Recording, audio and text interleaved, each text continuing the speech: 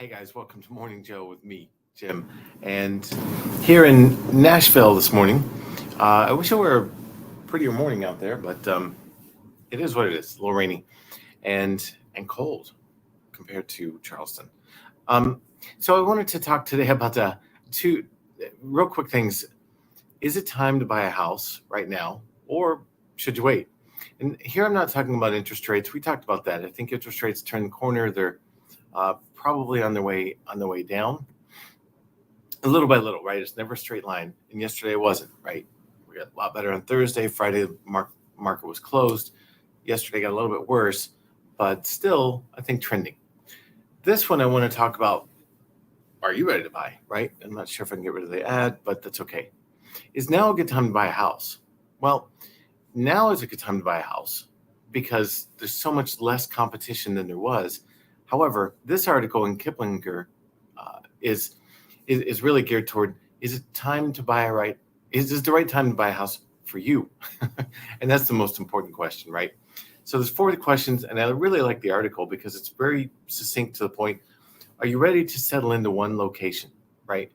I was I was actually here in Nashville buying a pair of shoes yesterday, and the young guy who was helping me fit them and stuff like that. It's called Fleet Feet, right? They fit your foot, and it's really kind of a cool experience. If you've never done it, I recommend it. But we got to talking, and he said, "What do you do?" And in the mortgage business, and he said, "Oh yeah, I'll never buy a house. It's just too, it's cheaper to rent because of all the upkeep." And I was like, "Well, if you do the numbers, it's cheaper if you're going to be there 2 or 3 years. Yeah, I would absolutely rent and not buy. But if you're going to be in a place for 7, 8, 10+ years, you always do better. You always come out ahead by buying. Assuming never say always, I guess, but you always come out ahead if you're buying, if you buy the right house, um, because of appreciation and paying the mortgage down, even though you have upkeep on the house. So, answer the first question is, yeah, this article says 5 years or more. If you're ready to settle down for 5+ years, buy. And I think that's prudent. The numbers generally work out around the end of the 2 year mark, but that's where you kind of break even, right? After closing costs and upkeep on the home and things like that. I think 5 years is a good number. If you're going to be ready for 5 years, you're ready to buy a house, and you're going to be better off. So then look at your budget, right? What can I afford? And here, I always go with two ways. I always tell buyers, especially first time buyers who really don't know, there's going to be two numbers involved. One is what I tell you I can get you qualified for. And it's probably going to be more than you're comfortable with. So the more important number is, where's the comfort level as far as monthly payment and things like that. And that's the most important thing, right? And so we work through that.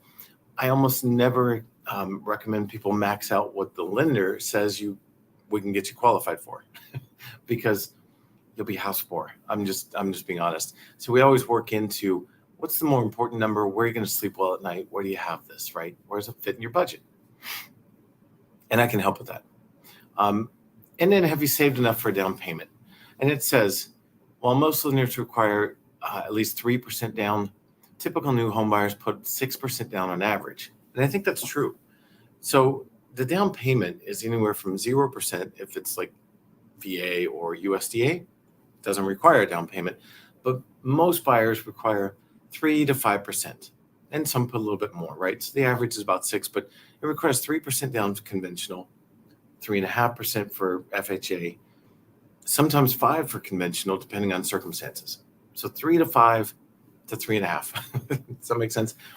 Different loan programs, but nowhere near the 20% that some people think is necessary. And then, how's your credit score? And this is one where, if you are planning on buying like into the spring, I would say let's start the process now, because we have a credit analyzer. It's a report that comes from the credit bureaus directly and says, here's what you have to do to improve your credit score. And by the way, if you do these actions, here's how much your score will improve. And it's directly from the credit bureaus. So it's as accurate as can be. It's kind of a roadmap we can put to improving your credit score if we have time to do that. And I would recommend doing that.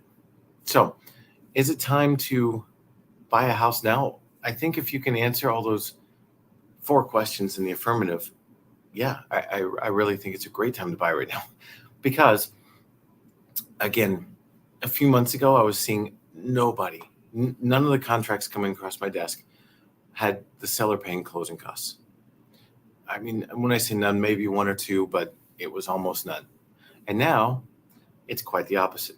I'm seeing almost in every case, the seller's paying closing costs because they're willing to now, because the market has shifted and it's more of a balanced market. Now rates are higher, right? Rates are still somewhere close to 7%, probably in the high 6s now, no longer 7.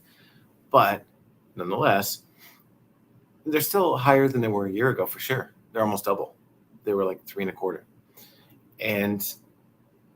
But again, we've kind of turned the corner, and I think we're trending down. So over the next 9 to 18 months, and maybe I'm off, maybe it's 6 months, maybe it's 24 months, but sometime in that time frame, I think we'll be set, if you buy a house now, set to refinance to about a 5% interest rate, maybe high 4s, something like that. So if I can help with a pre-approval, yes, I'm in Nashville, but I'm still doing pre-approvals. My team is at the office, slaving away now, working hard for you, and we're happy to help with that pre-approval in the process today. Just reach out. Talk to you soon.